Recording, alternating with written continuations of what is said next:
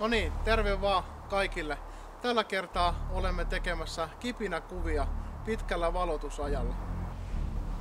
Kipinäkuvan valmistamiseen tarvitaan kynttiläkippo, mitä taivuttamalla sen sisään laitetaan teräsvillaa ja sen jälkeen lähdetään vain pyörittämään.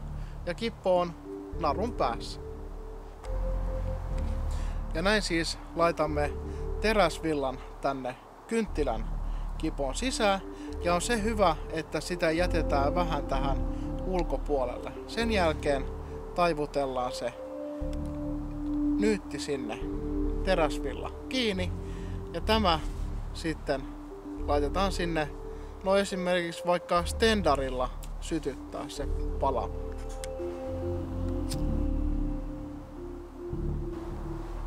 Aina kun ollaan tekemässä kipinäkuvia, on hyvä myös suojautua, eli käyttämällä tällaista tulen surma, eli sammutuspeitettä. Aina kun ollaan tekemässä kipinäkuvia, on hyvä paikka myös metsässä katsoa, ettei ole kuivaa maata, vaan on tarpeeksi märkää.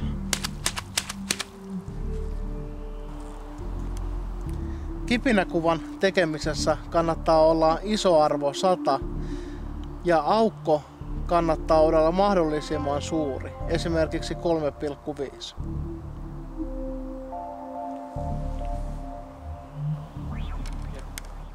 Teräsvillan kun sytyttää palamaan ja sitä lähdetään sen jälkeen pyörittää, niin se saa hapen ja se alkaa kipinöimään.